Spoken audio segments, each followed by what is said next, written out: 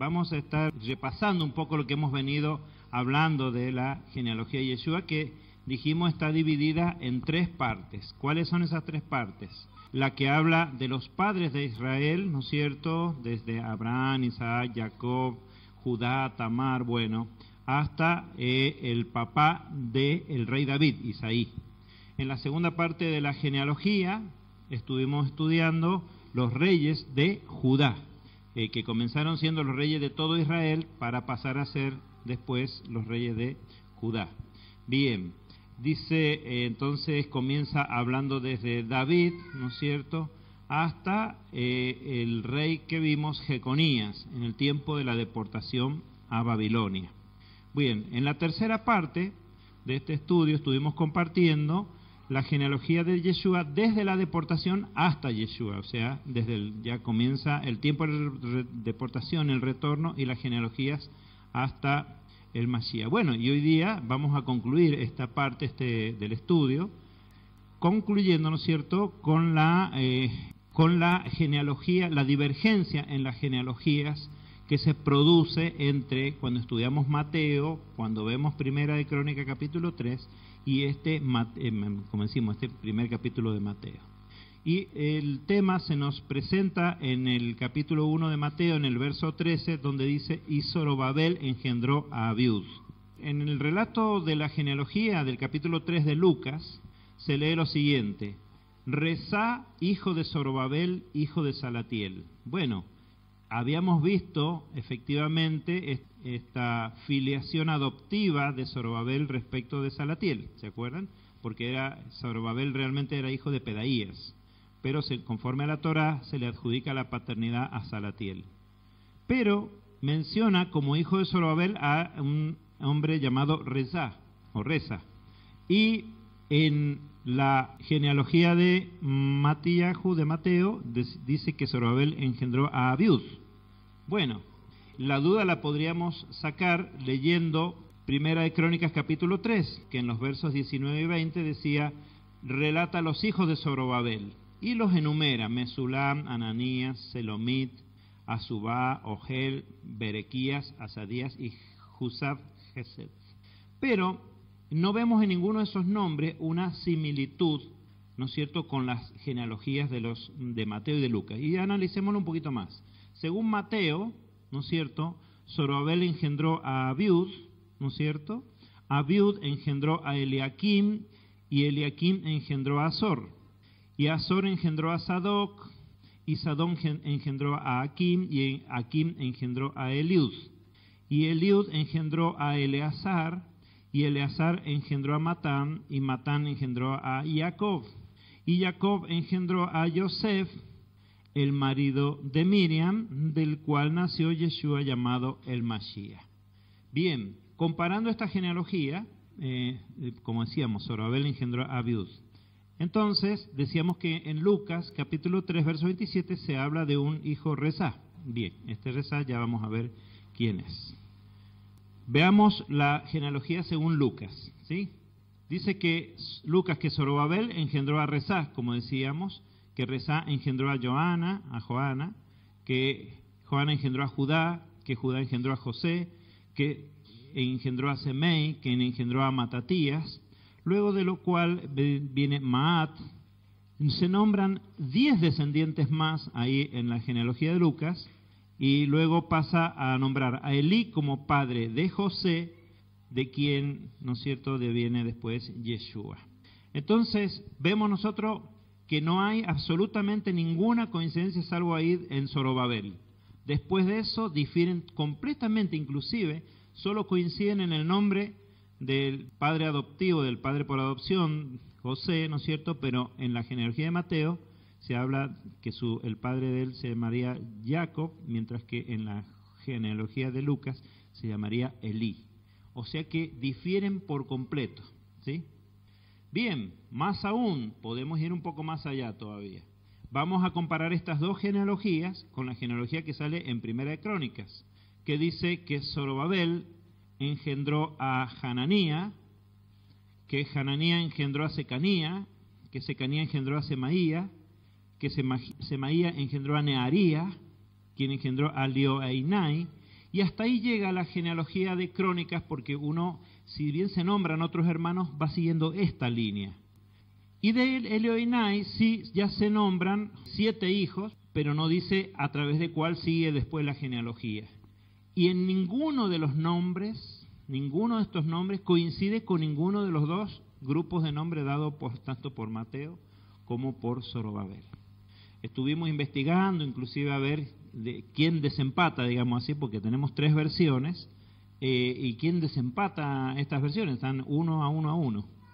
No lo sabemos. Buscando en los libros inclusive apócrifos, estuvimos investigando en Macabeos, en Judith y en otros donde por ahí se mencionan breves relaciones filiales, pero no hay más genealogías, por lo menos en estos libros que están registrados. Así que nos hemos quedado un poco con la curiosidad.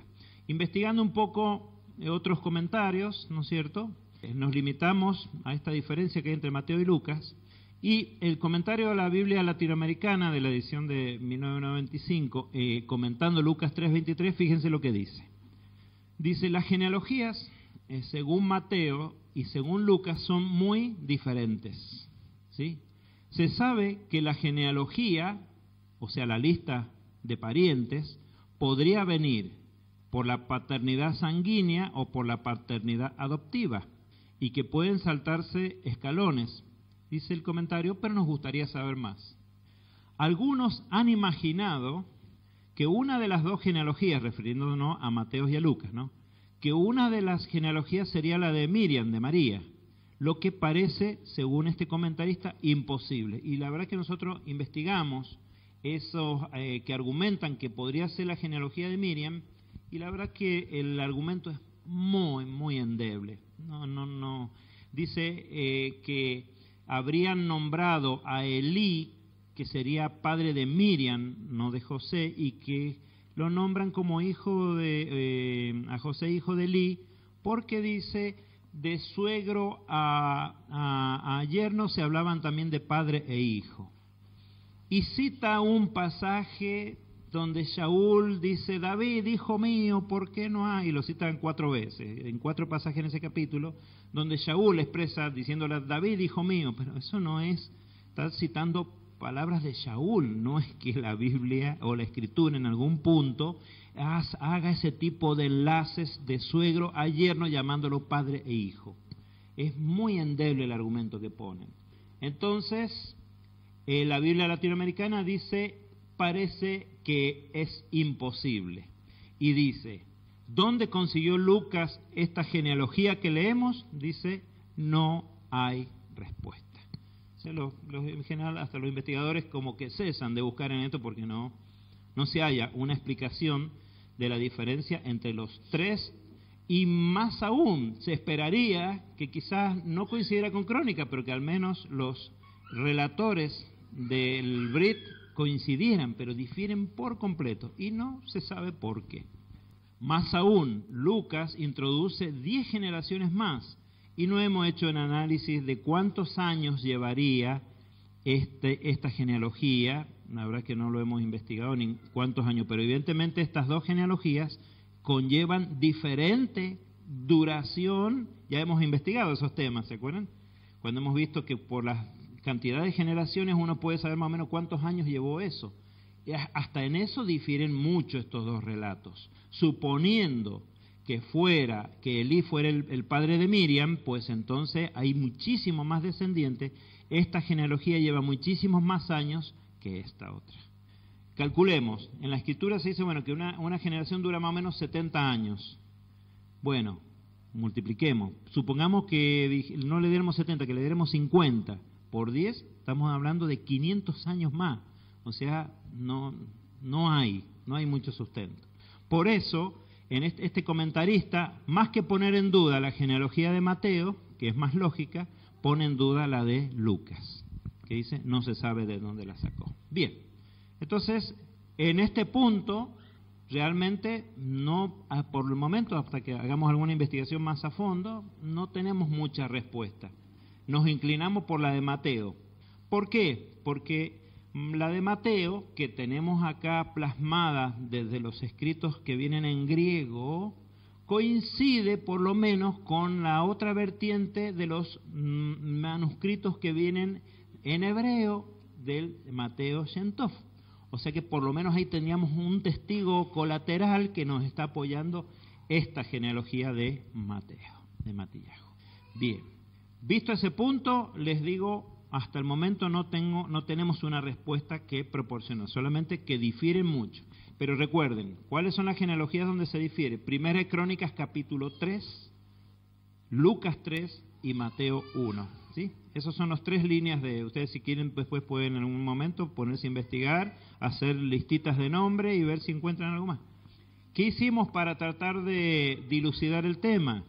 Bueno, fuimos buscando estos nombres en la Escritura y tratando de averiguar si en la Escritura se los llama de otra forma, porque vieron que lo vimos en los reyes, que por ahí un rey estaba, según qué texto, estaba identificado hasta por 3 nombres diferentes. Bueno, no apareció tampoco resultado por esa vía. Así que lo dejamos como un punto pendiente de investigar un poco más por qué difieren las genealogías de Primera de Crónicas, Lucas y Mateo a partir de Zorobabel. Bien, nos quedamos con la curiosidad y vamos a otro punto que sería, digamos, la conclusión en cuanto a la genealogía de Yeshua. Dice en el verso 17 del primer capítulo, de manera que todas las generaciones, y acá viene ya el resumen, ¿no? Todas las generaciones, desde Abraham hasta David, son 14 generaciones. Y bueno, hicimos la lista, lo revisamos, y efectivamente son 14 generaciones. En el siguiente verso dice, desde David hasta la deportación babilónica, 14 generaciones. Hicimos también el análisis y efectivamente vemos las 14 generaciones en el recuento. Y termina diciendo, y desde la deportación babilónica hasta el Mesías, 14 generaciones. Epa, ¿cómo 14? Son 13 las que se cuentan en el relato. Si acá analizamos el relato hasta el verso 16 de los versos que hablan de después de la deportación y nos encontramos que hasta Yeshua se cuentan 13 generaciones, no 14. Bueno, de nuevo estamos acá en un entredicho. ¿Qué pasa? Revisando distintas traducciones y bueno, aparece lo mismo. Bien, pero ¿qué encontramos? Revisamos todas las traducciones por la vertiente tradicional de los manuscritos en griego y comparamos.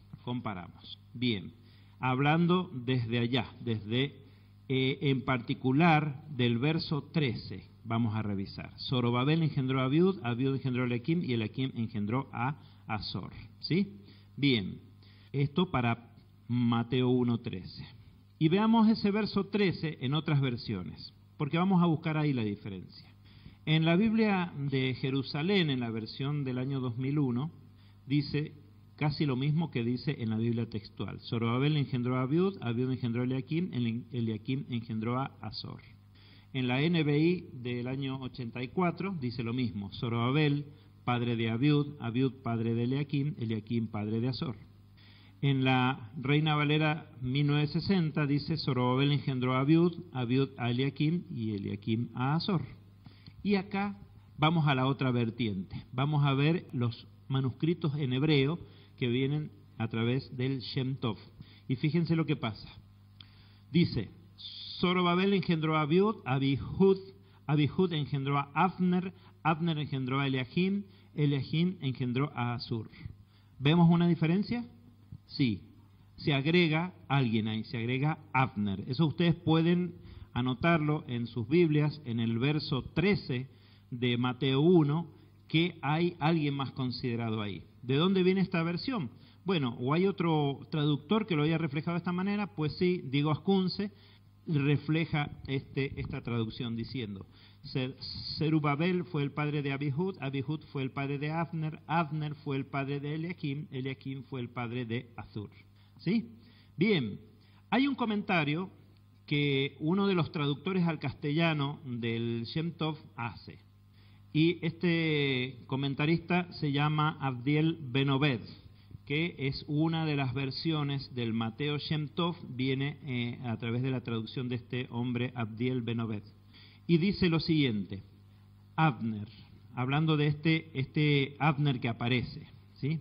En este caso, los manuscritos hebreos de Eben Boham muestran un descuido de parte de los copistas, ya que algunos de los 9 manuscritos hebreos, o sea que estamos hablando que no hay solo un manuscrito en hebreo, sino que dice que hay 9 versiones en hebreo del Mateo, ¿sí?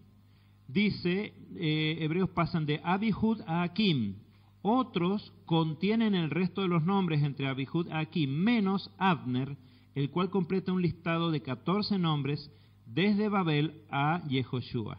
El error se ha debido probablemente a la similitud en el idioma hebreo entre Abihud y Abner, llamado también Abiner. Si ustedes se fijan en la composición de las palabras, las letras en hebreo, ¿sí? Aleph, Bet, Hei, Vav, Dalet, ¿sí?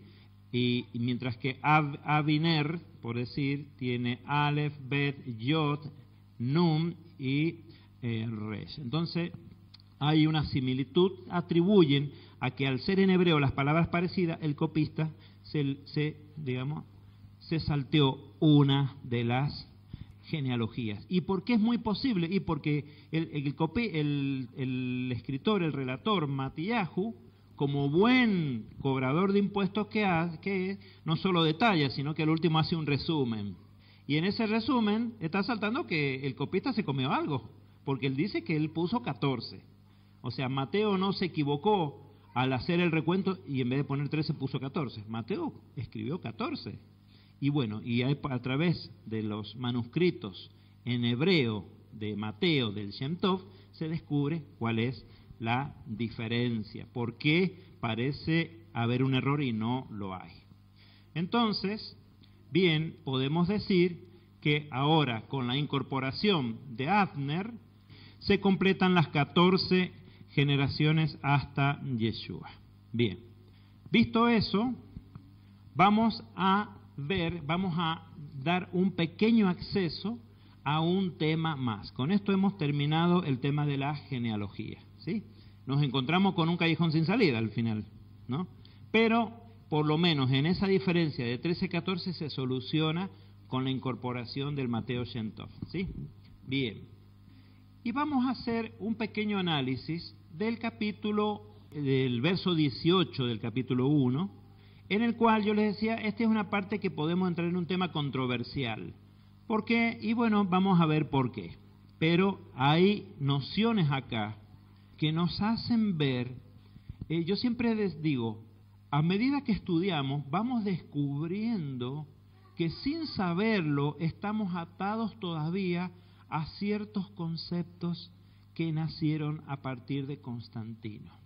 ¿Qué es lo que hizo Constantino? Cuando este emperador romano logró unificar el imperio y impuso para ello como religión oficial del imperio el cristianismo, empezó a convocar a todos aquellos estudiosos de esta nueva religión para que elaboraran lo que se iba a transmitir al pueblo como el cuerpo de doctrina.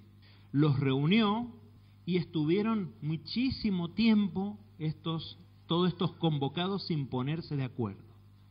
Entonces finalmente Constantino les puso un ultimátum: van a estar sin comer hasta que se pongan de acuerdo, porque los había traído todo a Roma y ahí tenían todos alojamiento y pensión completa durante, dicen algunos, que 2 años. Así que se imaginan que teniendo todo este equipo de expertos que venían de todos, la dispersión de todos lados, trajo de Egipto, trajo de Asia Menor, trajo de Judea, trajo de las zonas de Grecia, todos los que eran los grandes, digamos, entendidos en la Escritura. Y estaban ahí y no se ponían de acuerdo en cosas básicas como quién es el Hijo de Dios. ¿Es Dios uno o es una Trinidad? Bueno, entonces al último forzó un acuerdo Constantino.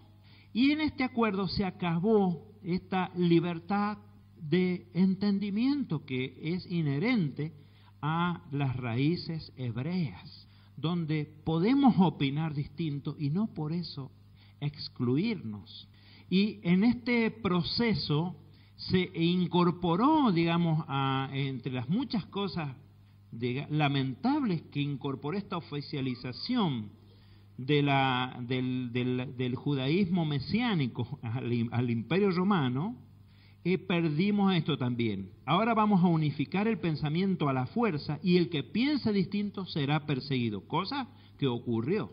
Los que pensaban distinto al emperador, pues ahora eran perseguidos. Se acabó la diversidad de pensamiento. Y en esa unificación forzosa de pensamiento, que se incorporaron tantas cosas ahí, con los que eran más poderosos imponían, finalmente heredamos muchas cosas, de las cuales hemos ido saliendo, ¿no es cierto? Y vemos a veces, cuando uno mira hacia atrás al cristianismo protestante, que si bien se apartó mucho del cristianismo romano, conservó muchísimas cosas que no son escriturales. Y a los nuevos movimientos que se van produciendo de retorno a la escritura, siempre cuesta que la gente se vaya dejando de lado cosas que tiene muy incorporadas, porque el engaño ha sido tremendo. Hasta valorado o corroborado por su antigüedad. O sea, la antigüedad de un error lo transforma en verdad, obviamente que no, pero sí lo afirma como si fuera una verdad en las generaciones siguientes. Y cuesta mucho sacarse esto de en medio. Entonces vamos a ver un par de opiniones ahora, en estos versos que vamos a analizar. En este verso solo vamos a ver una serie de opiniones y vamos a encontrar con algunas cosas que quizás no son como las pensamos nosotros, pero lo que tenemos que estar abiertos, porque ese es el espíritu de los seguidores del Eterno en Yeshua. Bien, dice verso 18 del capítulo 1 de Mateo. Dice, ahora bien, el nacimiento de Yeshua el Mashiach fue así. Estando desposada su madre Miriam con José, antes que se juntaran, fue hallada encinta del Espíritu Santo. Dice así el verso 18 de Mateo 1. Primeramente vamos a analizar esto que dice desposada antes que se juntaran. ¿Qué quiere decir? Que estaban en una etapa, digamos, ya de iniciado el proceso que lleva al matrimonio, pero no estaba concluido ese proceso. Desposada, el término en hebreo, y esto vamos a acudir nuevamente al Shem Tov, utilizado en el Shem Tov es arusá, que significa desposada. Esto significa que había realizado la primera de las dos ceremonias que involucran al matrimonio. Claro, esa primera parte se llama erusino kiddushim. Kiddushim, ¿qué significa kiddush? Santo, apartado. ¿Ya? Bien, entonces, pero dice kiddushim, ¿qué quiere decir? Apartado para. Se los separa para compromiso con el matrimonio. Esta parte del matrimonio, esta etapa del matrimonio es irrevocable. Se hace el compromiso de matrimonio y no se puede deshacer. Después, cuando ya se casan, sí puede involucrarse el divorcio. Pero en esta etapa, que es la del compromiso, no se puede. Quieren divorciarse, tienen que seguir hasta el matrimonio y después hacer el divorcio. Bien. Y la segunda parte es Nisuín, que es la parte de la jupá. ¿Les suena ahí? Cuando sí, se extiende la jupá, ya se hace el matrimonio en sí. Y ya luego de lo cual, sí el compromiso no involucra a los padres de los novios, sino solamente a los novios, por lo tanto ellos de mutuo acuerdo pueden establecer el divorcio. En la primera parte no, porque el compromiso involucra a los padres de los novios. ¿Sí? Bien. Entonces, estas dos etapas forman la boda hebrea. Bien, y la siguiente parte que vamos a ver, y acá llegamos al punto, dice que fue hallada encinta del Ruach HaKodesh, del Espíritu Santo, ¿sí? Bien, comparemos esta palabra encinta, porque llama la atención, encinta para nosotros, bueno, es embarazada nada más, pero cuando hablamos viniendo desde el griego, esta vez desde el griego, las cosas ya no es tan no es tan unívoco el significado de la palabra. Vamos a ver. Vamos a comparar con Mateo 1:16. Dice, Jacob engendró a José. ¿sí? Obviamente Jacob no podía quedar encinto, pero entonces dice que engendró a José. Bien. Esta palabra engendró viene del griego egenese, que a su vez viene del verbo genao, ¿no es cierto?, que según Strong significa procrear, propiamente del padre, pero por extensión de la madre, engendrar, concebir, ¿sí? Bien, pero no se dice tampoco, no se traduce que Miriam concibió, no se dice eso. Bien, encinta, vamos a ver la palabra encinta, viene la expresión que está acá en griego, encinta, dice engastri ejousa. Se ríen todos. Engastri ejousa, sí, ¿qué significa tener en el vientre? Tener en el vientre. Usted no está diciendo que lo concibió, sino que dice que lo tuvo en el vientre. Esto nos deja abierto a una multitud de entendimientos distintos de los que traíamos hasta ahora. Porque ¿qué se dice qué dice la tradición a partir de Constantino? Y pues que ella lo engendró y que como él era sin pecado, tuvo que haber sido engendrado por alguien que no tampoco tuviera pecado, con lo cual incorporamos la doctrina de la concepción, de la inmaculada concepción de la Virgen, que ella fue concebida a su vez sin pecado, lo cual la hace candidata para ser también reconocida, adorada y hasta llamada corredentora, ¿verdad? Entonces, vemos que un pequeño entendimiento, ¿hasta dónde deriva? Y no es bíblico. Lo que tenemos nosotros registrado, que ella lo tuvo en el vientre. No dice que concibió. Mateo. Y esto, especialmente el traductor de la Biblia textual, lo resalta esto. No dice que ella lo concibió. Bien, tampoco, dice el traductor de la Biblia textual, que pudo haber usado el verbo sulambano, que sí significa concebir, sino que dice engastri, como engastri ejousa. ¿Podría llegar a entenderse así? No lo sabemos. Pero, ¿no es cierto?, ¿cuántas doctrinas se elaboran de esto? Y esto nos introduce en un concepto que quizás no teníamos, ¿no es cierto? Tenemos una visión del tema.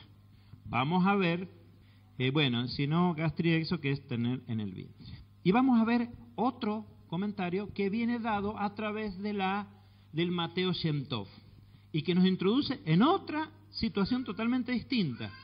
Entonces, ahora entienden ustedes por qué Constantino los cita a todos y dicen, cada uno dice algo distinto. Es que la Escritura deja abierto, no sabemos. O no nos introduce en pensamientos ajenos. La Escritura no nos introduce en una idolatría. Bien, ¿qué dice? Este caso de usar gastriexo en vez de sulambano también se repite en el verso 24 de Mateo 1. Vamos a ver, porque se menciona Matías 7:14 en el comentario que aporta ahora el comentarista de Mateo Shem Tov. Bien, dice lo siguiente, y acá preparémonos para ver la cosa desde otro punto de vista totalmente distinto. ¿Estamos? Bien, vamos a ver. Dice que fue hallada encinta del Espíritu Santo, del Ruach HaKodesh. Dice, comenta este hombre Abdiel Ben Obed en el Mateo Shem Tov. Dice, de la Ruach, dice que esta frase que fue hallada encinta de la Ruach HaKodesh, que es una frase en femenino, porque en hebreo Ruach es femenino. Como dijimos, en vez de viento sería brisa, ¿no es cierto? Entonces hace, digamos, un comentario un poco, yo diría un poquito sarcástico, hablando de la femineidad de la palabra ruach, pero no tomándolo como una brisa, sino como una persona de sexo femenino.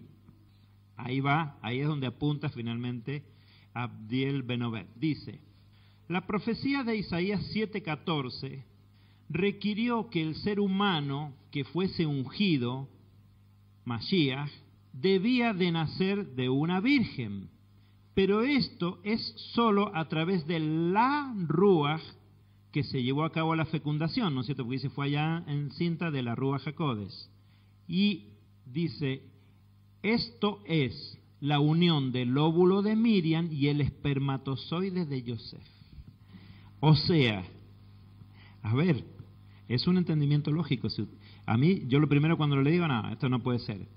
Pero, ¿no sería introducir un espermatozoide Kadosh en Miriam una violación al pacto matrimonial por parte de un tercero?